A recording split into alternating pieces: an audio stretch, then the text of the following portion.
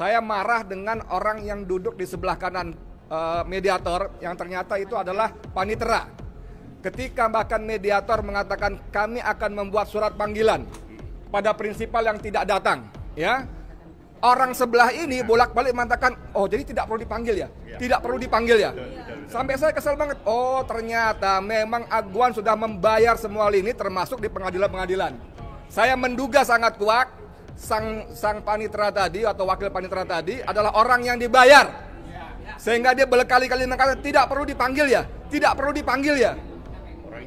Dan saya hormat betul dengan Ibu Kurnia yang mengatakan harus dipanggil. Karena kalau dipanggil itu ada konsekuensi hukumnya. Ya, Bang Edi dulu atau siapa? Edi diacarakan sama. Oke. Bismillahirrahmanirrahim. Assalamualaikum warahmatullahi wabarakatuh.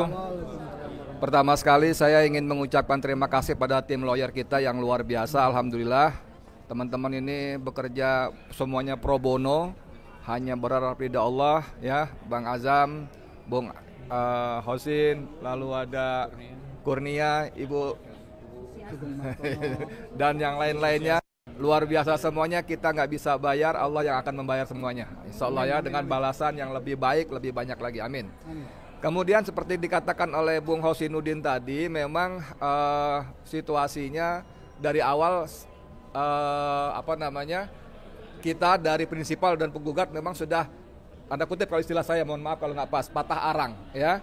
Patah arang karena memang tidak ada kata damai dengan para perampas, para penjahat perampas tanah rakyat ya. Bahwa kalau kita duduk hadir datang itu semata-mata kita menghormati proses hukum ya, institusi negara yang memang disediakan untuk itu. Perma nomor berapa tadi gitu ya. Cuman tadi gini loh, ini memang tadi Bung Ahmad di dalam juga sudah menekankan, mengutip perma itu mengatakan, menegaskan bahwa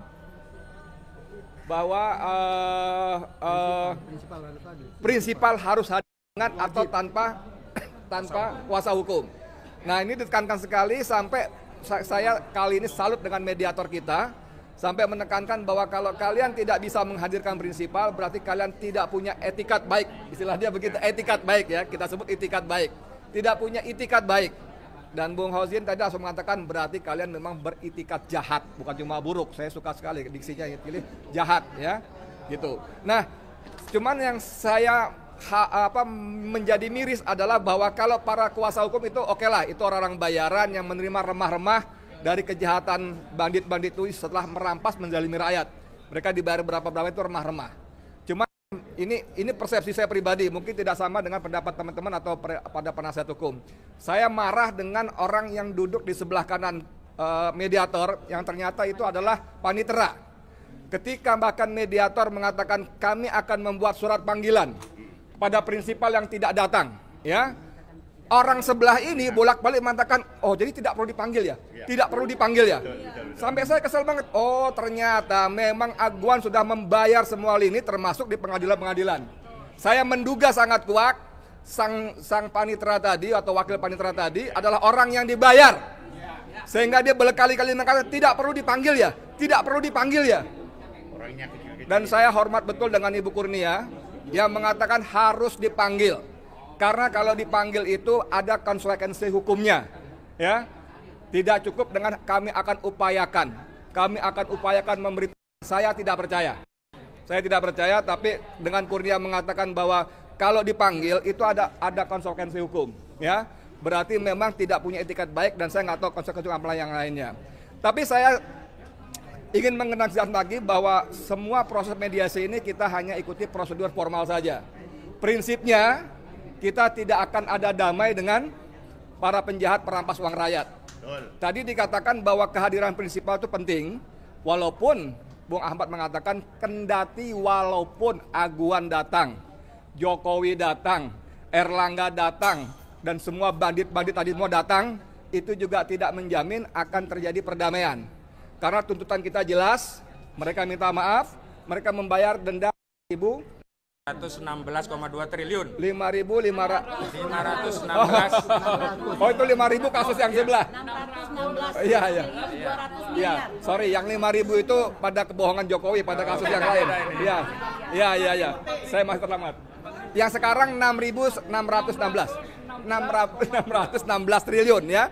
Dan ini kecuali dia mau bayar yang uang itu suatu rupiah pun kita nggak ambil, akan kita serahkan pada Menteri Keuangan untuk masukkan ke kas negara. Itu pun dengan ada beberapa syarat lain dan itu kita hampir pasti mereka pasti tidak mau. Jadi kita gini teman-teman sekalian, kita tetap memilih opsi masuk ke persidangan. Masuk persidangan. Karena kalau masuk persidangan kita bisa buka semua kejahatan Aguan, Erlangga, Jokowi dan para jongos yang lainnya. Bagaimana tadi disebut tadi bagaimana mereka merampas tanah rakyat, ya, menguruk sawah, sungai, tambak dan sebagainya. Mereka merampas aset-aset negara dengan proses yang tidak jelas. Bagaimana mereka membayar di BPN segala macam sehingga terbit SGB, SHM segala macamnya. Itu semua akan kita buka di pengadilan. Makanya tadi kita minta teman-teman kita semua berdoa, semoga Allah memberikan kita kelancaran, kebaikan, kemenangan dan ridho dalam membela teman-teman saudara kita di Banten. Terima kasih. Assalamualaikum warahmatullahi wabarakatuh. Pak Nur dulu. Terima kasih. Terima kasih. Assalamualaikum warahmatullahi wabarakatuh. Prinsipal dari Aguan CS ke bawah harus dihadirkan dan ikuti pemanggilan dari pengadilan sini.